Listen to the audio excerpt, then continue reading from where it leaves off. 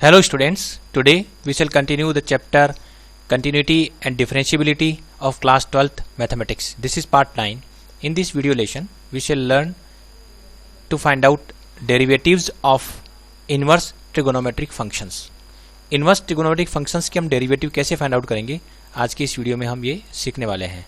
सबसे पहले जो हम ट्रिगोनोमेट्रिक फंक्शंस होते हैं उनके जो डेरिवेटिव आपने 11th में पढ़े थे उनको हम रिकॉल कर लेते हैं, जो हमने पढ़े थे। एक तो होता है साइन एक्स का जो डेरिवेटिव है वो होता है कॉस एक्स। कॉस एक्स का जो डेरिवेटिव होता है विद रिस्पेक्ट टू एक्स बात करें तो कॉस एक्स का डेरिवेटिव होता है माइनस साइन एक्स। सिमिलरली जो टेन एक्स है इसका डेरिवेटिव होता है सेक स्क्वायर एक्स, और जो कोट एक्स है इसका डेरिवेटिव होता है minus cosec square x. Sec x का जो डेरिवेटिव है वो होता है सेक एक्स टेन एक्स, और कोसेक एक्स का जो डेरिवेटिव है वो होता है minus cosec x cot x. तो ये लिस्ट आपको याद रहनी चाहिए, बहुत ज़रूरी है क्योंकि ये तो हमने 11th में कर लिया था, तो ये सारे फॉर्मूले अच्छी तरह से याद होने चाहिए। तो ये तो है कि जो ट्रिगोनोमेट्रिक फंक्शंस है, एक तरह से देखा जाए तो जो ट्रिगोनोमेट्रिक फंक्शन है, कोई भी ट्रिगोनोमेट्रिक फंक्शन है, यदि उसका मैं डेरिवेटिव मुझे फाइंड आउट करना है तो वो कितना है। तो चूंकि ट्रिगोनोमेट्रिक फंक्शन ही 6 है तो ये एक तरह से देखा जाए तो 6 रिजल्ट्स है जो यहाँ पर शो रखे हैं। तो ट्रिगोनोमेट्रिक फंक्शन की डेरिवेटिव हम कैसे फाइंड आउट करेंगे, तो वो हमें ये फॉर्मूले सारे याद होने चाहिए। अब हमारे सामने जो अब क्वेश्चन है वो ये है कि यदि trigonometric function inverse trigonometric function है, इस तरह की सिचुएशन है इनवर्स ट्रिगोनोमेट्रिक फंक्शन, और उसका हम डेरिवेटिव कैसे लें, इसके भी हमारे पास कितने 6 फॉर्मूले होंगे। 6 फॉर्मूले होंगे, तो वो 6 फॉर्मूले हम कैसे फाइंड आउट करें। जैसे फॉर एग्जांपल मैं बात करूं कि D by d x of sine inverse x है, इसका डेरिवेटिव कितना होता है, ये क्वेश्चन हो गया हमारा। Similarly D by d x of cos inverse x क्या हो गया, D by d x of tan inverse क्या हो गया, टेन इनवर्स एक्स का डेरिवेटिव, कोट इनवर्स एक्स का डेरिवेटिव। इस तरह से हमें ये जो 6 फॉर्मूला है वो अब आज हमें सीखने हैं। तो सबसे पहले सिंपल ये ले लेते हैं कि साइन इनवर्स एक्स है उसका डेरिवेटिव हम कैसे निकालेंगे। यदि हम इसको सीख जाते हैं तो सिमिलर स्टेप्स होंगे बाकी सभी डेरिवेटिव फाइंड आउट करने के भी। तो अब हमारा जो फोकस है वो ये है कि इसकी वैल्यू हम कैसे फाइंड आउट करें। तो इसके लिए हम क्या करते हैं कि सबसे पहले जो ये साइन इनवर्स एक्स है उसको हम नाम दे देते हैं y, तो y लिख देते हैं साइन इनवर्स x, ये ले लेते हैं। और अब हमारा पर्पज जो है, अगर y इसको साइन इनवर्स x को यदि मैं y ले लेता हूँ तो डेफिनेटली अपना जो प्रॉब्लम है वो इसमें रिड्यूस हो रही है कि हमें dy by d x find out करना है। dy बाई डी एक्स कितना है वो फाइंड आउट करना है, क्योंकि y जो है वो y को मैंने साइन इनवर्स x ले लिया, तो हमें एक तरह से dy by d x find out करना है। अब इसको जो है अगर y equal to sine inverse x है, तो जैसे ही मैंने y equal to sine inverse x लिखा है, तो यदि मैं इसको चाहूँ तो मैं ऐसे भी लिख सकता हूँ कि साइन y जो है इज इक्वल टू x, इस फॉर्मेट में लिख सकता हूँ, क्योंकि whenever y is equal to sine inverse x then definitely sine y will be equal to x हो जाएगा। अब जब sine y is equal to x है तो अब मैं इसको इम्प्लिसिट मानकर, क्योंकि y in terms of x expressible तो था यहाँ पर, लेकिन यहाँ डी बाई डी एक्स निकालना मुश्किल है क्योंकि हमें पता ही नहीं है। लेकिन मैंने इसको अगर ऐसे लिख देता हूँ तो ये एक तरह से इम्प्लिसिट फंक्शन मान लेता हूँ मैं कि y, मैं मान लेता हूँ कि y is not expressible in terms of x, ये मान लेता हूँ। अब मैं यहीं से इसको अगर सिंप्लीफाई करूँ तो मुझे क्या करना पड़ेगा कि मुझे दोनों तरफ इम्प्लिसिट मान के यदि मैं D by d x find out करना है, तो जैसा कि पिछली वीडियो में हमने देखा इम्प्लिसिट मान के अगर करते हैं तो differentiating both the sides with respect to x करना है, यानी दोनों तरफ d by d x attach करना है। तो डी बाई डी एक्स इस तरफ भी अटैच कर दिया और डी बाई डी एक्स इस तरफ भी अटैच कर दिया, ये तरीका रहेगा हमारा। अब हम जानते हैं कि साइन y का derivative with respect to x नहीं हो पाएगा, तो मैं इस वाले पार्ट में ऐसा करूंगा d1 dy कर देता हूं, चेन रूल अप्लाई कर रहा हूं, और y का फिर वापस x के रिस्पेक्ट में कर लेते हैं। और इधर तो इसका डेरिवेटिव 1 हो रहा है, यहां तक हो गया। इसके बाद आगे बढ़ते हैं, तो साइन y का डेरिवेटिव कोस y हो रहा है और dy बाई डी एक्स है ही, तो ये cos y dy by d x is equal to 1, यहाँ तक पहुँच गए हम। अब dy बाई डी एक्स हम आसानी से लिख सकते हैं, dy by d x will be equal to 1 upon cos y। तो नेक्स्ट स्टेप में हम यही करने वाले हैं। तो इसके बाद हम लिखते हैं को dy by d x cos y dy by d x, इस स्टेप को फिर से लिख लेते हैं। Cos y d y by d x is equal to कितना था 1, तो ये 1 यहाँ लिख देते हैं। तो अब यहाँ से निकल रहा है d y by d x की जो वैल्यू है वो आ गई 1 अपॉन कोस वाई। अब हमें थोड़ा सा फोकस करना पड़ेगा कि कोस वाई को हम क्या लिखें, क्योंकि हमने जो अज्यूम किया था, जो लिया था शुरू में, y इज इक्वल टू क्या था, साइन इनवर्स x था। y की वैल्यू हमने ली थी, साइन इनवर्स x ली थी, और जब y की वैल्यू मैंने साइन इनवर्स x ली है तो यहां से फिर लिखा है x is equal to sine y, x equal to sine y हो गया। तो x equal to sine y है, मैं इस कोस y की वैल्यू लिखना चाहूंगा इन टर्म्स ऑफ x, तो इसके लिए मुझे कोस स्क्वायर y चाहिए। तो cos square y will be equal to 1 minus sine square y, और ये साइन स्क्वायर वाई हो जाएगा एक्स स्क्वायर। तो कोस स्क्वायर वाई की जगह मैं लिख सकता हूं 1 माइनस एक्स स्क्वायर। तो कोस स्क्वायर वाई जो है वो आ गया हमारा 1 माइनस एक्स स्क्वायर।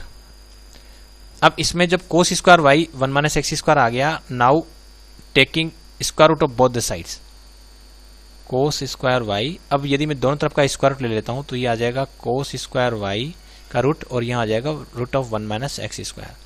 इधर का जो पार्ट है ये हो रहा है कोस वाई का मॉडुलस, क्योंकि हम जानते हैं एक्स स्क्वायर के रूट जो होता है वो होता है मॉडुलस एक्स होता है, क्योंकि इसमें हम रूट लेते हैं तो हमेशा पॉजिटिव वैल्यू इंश्योर करनी है। तो रूट ऑफ एक्स स्क्वायर होता है मॉडुलस, तो modulus cos y will be equal to root of 1 minus x square हो रहा है। यहाँ पर हमारे पास कोस वाई की वैल्यू रखनी है, तो अब पहले इंश्योर करना पड़ेगा कि ये जो यहाँ तो आया मॉडुलस कोस वाई।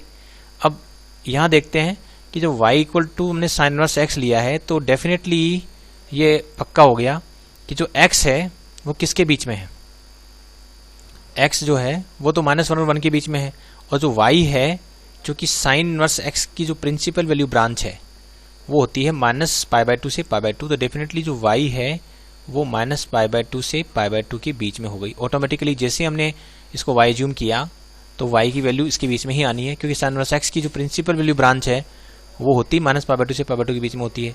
अगर ये ऐसी स्थिति है तो फिर कोस वाई हम देखें तो ये कौन से क्वाड्रेंट हो गए, ये हो गया एक तो फोर्थ क्वाड्रेंट और एक हो गया फर्स्ट क्वाड्रेंट। वाई की वैल्यू जो है वो इसके बीच में है, फर्स्ट और फोर्थ क्वाड्रेंट के बीच में है। अब जब वाई की वैल्यू फर्स्ट और फोर्थ क्वाड्रेंट के बीच में है तो definitely cos y will be positive, क्योंकि फर्स्ट और फोर्थ क्वाड्रेंट दोनों में ही कोस वाई पॉजिटिव होता है। और यदि कोस वाई पॉजिटिव है तो इसका जो मॉडुलस है और ये जो वैल्यू है वो सेम ही रहेगी। तो ये जो इस चीज़ को हम काम में लें यहाँ पर, तो मैं ऐसे लिख सकता हूँ dy by d x will be equal to 1 upon cos y modulus, ऐसा लिख सकते हैं, क्योंकि cos y modulus is equal to cos y ही है। लेकिन कोस वाई मॉडुलस तो root of 1 minus x square है, और हमने वाई किसको लिया था, साइन इनवर्स एक्स को ही वाई लिया था। तो एक तरह से साइन इनवर्स एक्स का डेरिवेटिव हमने फाइंड आउट कर लिया है, और वो डेरिवेटिव आ गया है root of 1 upon root of 1 minus x square. तो ये तरीका रहता है डेरिवेटिव फाइंड आउट करने का। तो हमने क्या किया कि जिसका डेरिवेटिव हमें फाइंड आउट करना है वो इनवर्स ट्रिगोनोमेट्रिक फंक्शन है, तो उसको हमने वाई एज्यूम कर लिया, फिर इसको हमने थोड़ा ट्रिगोनोमेट्रिक फंक्शन में कन्वर्ट कर लिया, फिर इम्प्लिसिट मान करके दोनों तरफ का डेरिवेटिव लिया है विद रिस्पेक्ट टू एक्स, और यहाँ चेन रूल अप्लाई किया है। फिर dy by d x in terms of y आ रहा है, इस y की वैल्यू हमें सब्स्टिट्यूट करनी पड़ेगी। तो इसके लिए हमें x in terms of y पता है कि x is equal to sine y है, तो इससे कोस y निकाल लिया। लेकिन ये कोस स्क्वायर y आया, रूट लिया तो मॉडुलस कोस y आया, तो फिर हमें ये देखना पड़ा कि मॉडुलस कोस y और कोस y में क्या रिलेशनशिप है। तो इसके लिए हम यहाँ स्टार्टिंग में जब अज्यूम किया था वहीं से हो गया कि y है वो प्रिंसिपल वैल्यू ब्रांच में लाई करेगा, तो y की वैल्यू -π/2 से π/2 के बीच में हुई। जब इसके बीच में है तो इसका मतलब फर्स्ट और फोर्थ क्वाड्रेंट है, लेकिन फर्स्ट और फोर्थ क्वाड्रेंट में कोसाइन पॉजिटिव ही होता है, तो कोस वाई पॉजिटिव ही रहा। लेकिन कोस वाई पॉजिटिव है तो मॉडुलस कोस वाई और कोस वाई में कोई अंतर नहीं है, तो इसको मैं कोस वाई को मैं मॉडुलस कोस वाई भी लिख सकता हूँ। लेकिन मॉडुलस कोस वाई की वैल्यू तो root of 1 minus x square है, तो साइन इनवर्स एक्स का डेरिवेटिव ये आ रहा है। अच्छा, ऑब्वियसली एक चीज़ और क्लियर होनी चाहिए यहाँ पर कि जो एक्स है वो +-1 नहीं हो सकता, क्योंकि यदि एक्स की वैल्यू 1 या -1 होगी तो ये right hand side not define हो जाएगी। तो इसलिए x must not be equal to +-1, +-1 को छोड़कर बाकी सभी के लिए ये फॉर्मूला वैलिड रहेगा। तो इस तरह से हम इनवर्स ट्रिगोनोमेट्रिक जो फंक्शन है उनका डेरिवेटिव फाइंड आउट कर सकते हैं। और सिमिलर स्टेप्स यदि हम फॉलो करें तो dy by d x of cos inverse x है, इसका डेरिवेटिव जो है वो -1/√(1 - x² आएगा। और ये हम इससे भी निकाल सकते हैं क्योंकि हमें पता है कि sin inverse x plus cos inverse x, इसकी जो वैल्यू है वो होती है π/2 for each value of x, यदि x की वैल्यू -1 और 1 के बीच में है, क्योंकि 1 और -1 तो हमें लेना ही नहीं है, 1 और -1 पर तो डेरिवेटिव नॉट डिफाइन हो जाएगा। तो इस वाले पर्टिकुलर कंडीशन की बात करें हम, तो इस वाले पर्टिकुलर कंडीशन में ये रिजल्ट है, क्योंकि ये इस पर्टिकुलर कंडीशन में भी ये रिजल्ट वैलिड है। यदि मैं इसका d/dx ले लेता हूँ दोनों तरफ का, तो हमारे पास ये रिजल्ट आ रहा है d/dx, और यहाँ लिखेंगे d/dx of cos inverse x, और इधर लिखेंगे d/dx ऑफ π/2। तो ये वाला जो पार्ट है इसका डेरिवेटिव तो हम अभी अभी सीखा ही है, ये होता है, ये हमें फाइंड आउट करना है, और ये 0 है। तो यहाँ से इसकी वैल्यू जब हम फाइंड आउट करेंगे तो डेफिनेटली ये वाला पार्ट राइट साइड में जाएगा, और राइट साइड में जाएगा तो d/dx of cos inverse x कितना हो गया, -1/√(1 - x²। ये रिजल्ट आ रहा है। इसी तरह से हमें यदि हमें फाइंड आउट करना है, suppose tan inverse x find out करना है, tan इनवर्स x का डेरिवेटिव में फाइंड आउट करना है, तो नेक्स्ट हम ले लेते हैं कि ये फाइंड आउट करना है d/dx of tan inverse x, ये फाइंड आउट करना है ये कितना है। तो वही जैसे अभी किया था, हम क्या करेंगे, y = tan इनवर्स x ले लेंगे, और जैसे हमने लिया तुरंत y पर कंडीशन इंपोज हो गई कि y की जो वैल्यू है प्रिंसिपल वैल्यू ब्रांच में होगी, तो ये -π/2 से π/2 के बीच में ही होगी। अच्छा, यहाँ एक चीज़ और क्लियर हो जाए कि यहाँ पर हमने लिखा था कि इसकी वैल्यू इसके बीच में होनी चाहिए, लेकिन y की वैल्यू π/2 या -π/2 नहीं हो सकती, और वो इसलिए नहीं हो सकती क्योंकि y की वैल्यू यदि π/2 होती है तो फिर x की वैल्यू 1 या -1 हो जाएगी। तो ये जो यहाँ पर है एक रेस्ट्रिक्शंस और है, वो रेस्ट्रिक्शंस ये कि अगर मोर प्रिसाइजली देखें तो इसकी बजाय ज़्यादा सही ये लिखे रहेगा कि हम ये लिखें कि y जो है वो -π/2 से π/2 के बीच में ही होना चाहिए। प्रिंसिपल वैल्यू ब्रांच तो यही है, नो प्रॉब्लम, लेकिन y की वैल्यू π/2 या -π/2 इसलिए नहीं हो सकती क्योंकि y की वैल्यू π/2 या -π/2 होती है, x की वैल्यू 1 या -1 हो जाएगी, लेकिन x की वैल्यू 1 या -1 होती है तो फिर ये रिजल्ट वैलिड नहीं रहेगा। तो x is not equal to +-1, तो x is not equal to +-1, so y can not be equal to +-π/2। तो एक्चुअली में y इसके बीच में, तब भी ये फर्स्ट और फोर्थ क्वाड्रेंट में रहा, तो ये रिजल्ट तो वैलिड रहना ही है। अब इसमें भी हमने क्या किया है, यहाँ पर जो x है वो -π/2 से π/2 के बीच में ही होना पड़ेगा। और अब यदि मैं यहाँ जैसे ये लिखा है, इसके बाद हम आगे बढ़ेंगे, पहले इसको लिख लेते हैं। इसको लिख सकते हैं x = tan y,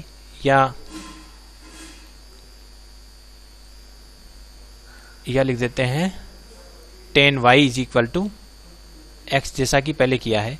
फिर हम दोनों तरफ का डेरिवेटिव ले रहे हैं, d/dx of tan y = d/dx of x, ये कर रहे हैं। और इसको हम आगे बढ़ते हैं, इधर बढ़ लेते हैं।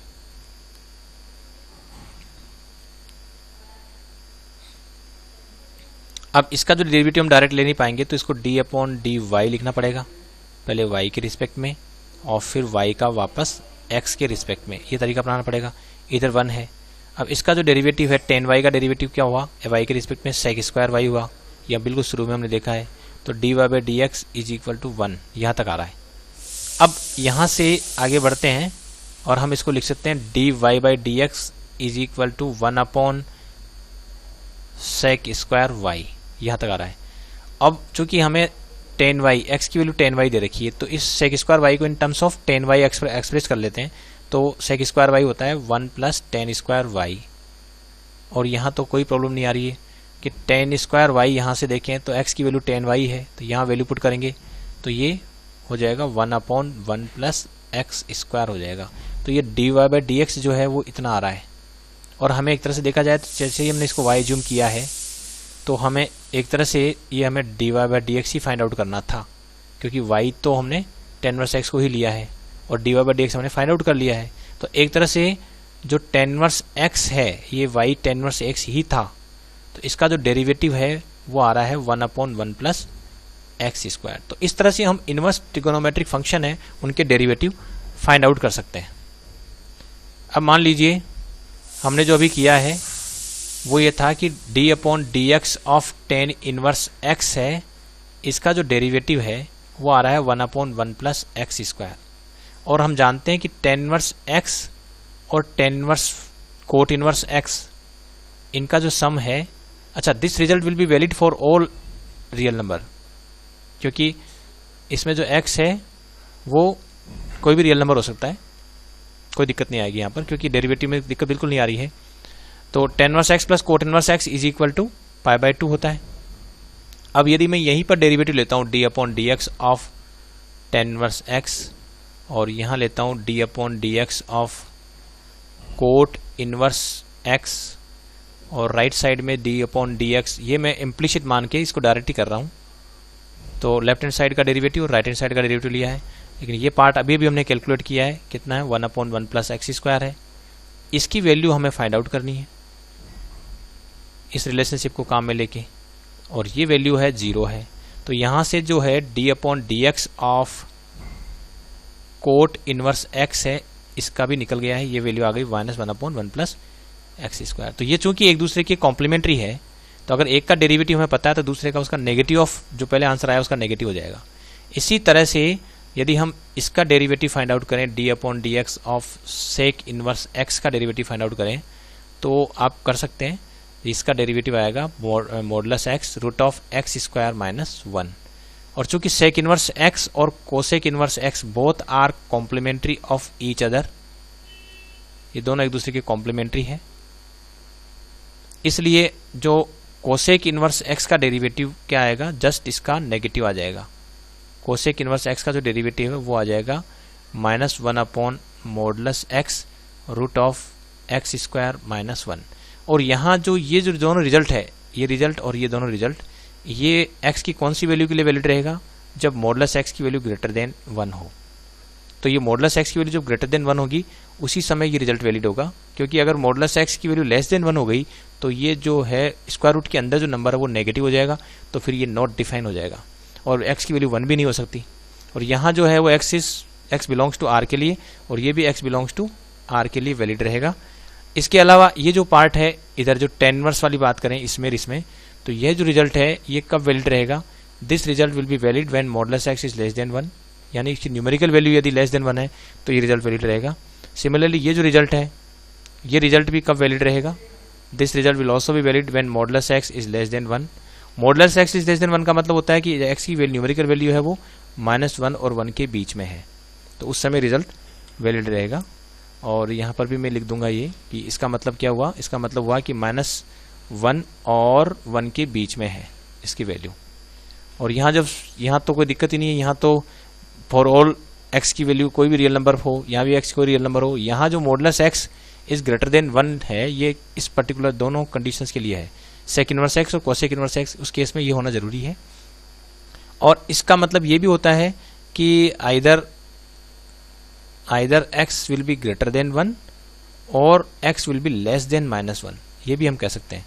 तो या तो x ग्रेटर देन 1 हो या लेस देन -1 हो, तब ये रिजल्ट वैलिड रहेंगे। तो ये तो हुए इनवर्स ट्रिगोनोमेट्रिक फंक्शन जो 6 होते हैं। अब इन पर बेस्ड कुछ कॉम्प्लिकेटेड अगर इनवर्स ट्रिगोनोमेट्रिक फंक्शन है तो उनका हम डेरिवेटिव कैसे फाइंड आउट कर रहे हैं। जैसे मान लीजिए कि क्वेश्चन है कि find dy/dx if y is equal to, यहां दे दिया suppose cos inverse 2x upon 1 plus x square, ये रिजल्ट आप हमें दे दिया गया है। और यहाँ ये कंडीशन भी दे रखी है कि जो x है वो -1 और 1 के बीच में है, ये कंडीशन भी दे रखी है। तो नॉर्मली हम कंडीशन की तरफ ज़्यादा गौर नहीं करते।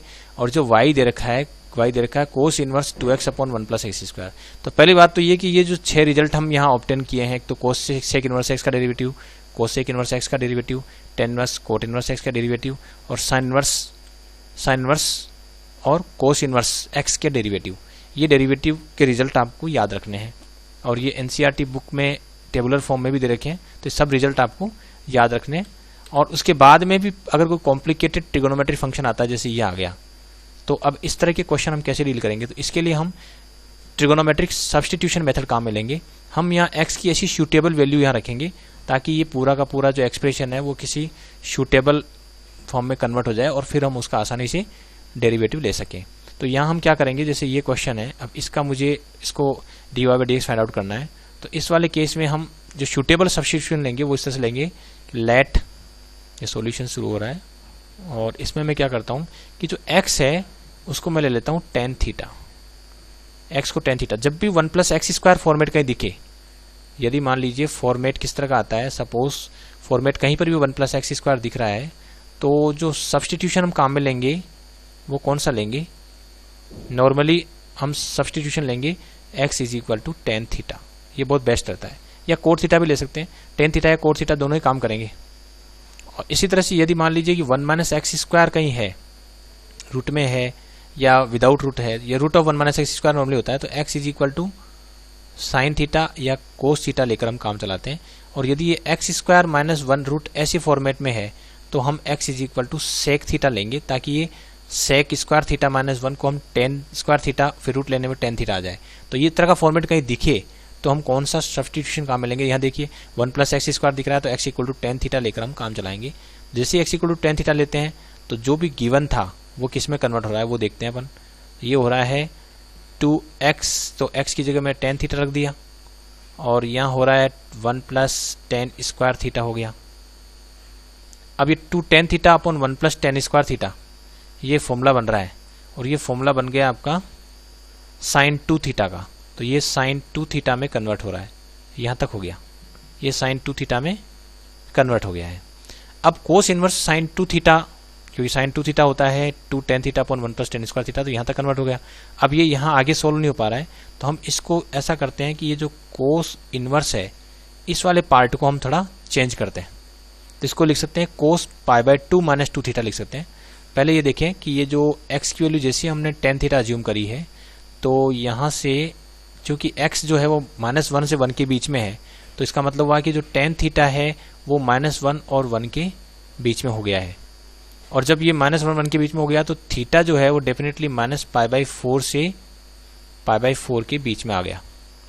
और जब थीटा इसके बीच में आ रहा है तो 2 थीटा जो है वो -π/2 से π/2 के बीच में आ रहा है। यहाँ तक सिचुएशंस क्लियर है, ये वाली सिचुएशंस इधर क्लियर है। अब ये ले लिया हमने 2 थीटा इसके बीच में आ रहा है, तो अब मैं इसको यदि लिख देता हूँ कोस ऑफ π/2 माइनस 2 थीटा, ऐसा लिख सकते हैं, क्योंकि cos π/2 minus 2 theta is equal to sine 2 theta होता है। तो यहाँ तक भी हमें बिल्कुल भी प्रॉब्लम नहीं है। तो अब ये देखना पड़ेगा कि जो π/2 माइनस 2 थीटा है वो किस रेंज में आ रहा है। तो पहले मैं इसका माइनस लेता हूँ, तो -2 थीटा करेंगे तो क्या होगा कि ये जो नंबर है इसको पहले माइनस से इंटू करके इधर लिखना पड़ेगा, क्योंकि हमारे पास रिजल्ट इस तरह से होता है कि a is less than b is less than c है। और यदि इसको मैं -b करता हूँ तो क्या करना पड़ेगा, ये जो माइनस, इसको माइनस करके यहाँ लिखना पड़ेगा -c, और इसको माइनस करके यहाँ लिखना पड़ेगा -a।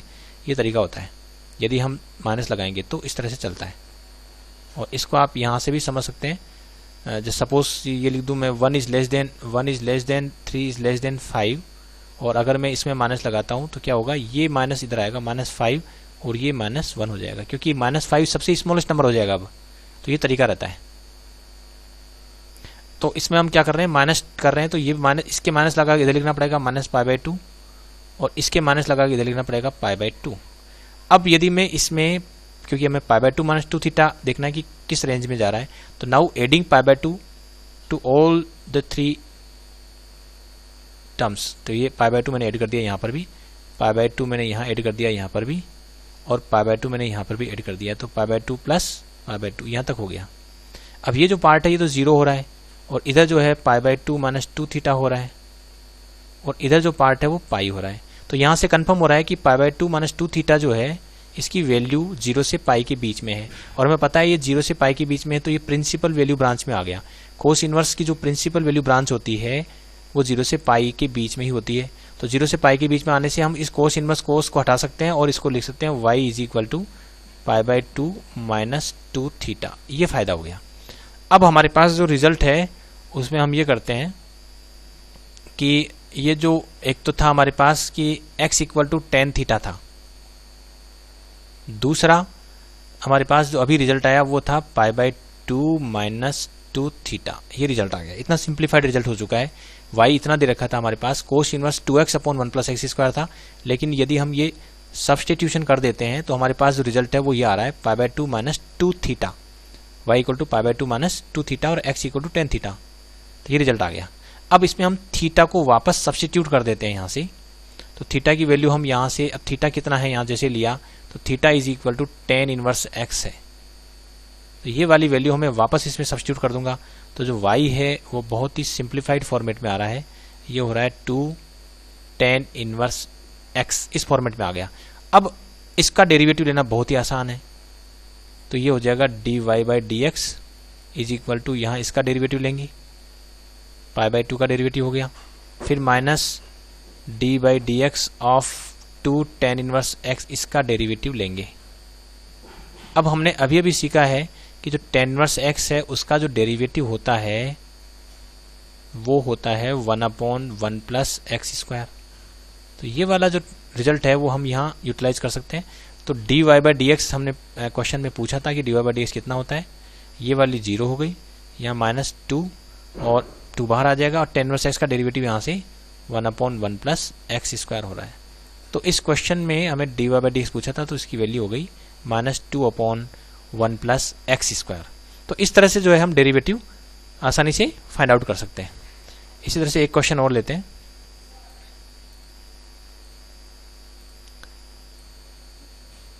इसमें हमें मान लीजिए dy/dx हमें फाइंड आउट करना है इफ ये दे रखा है कि y is equal to cos y equal to tan inverse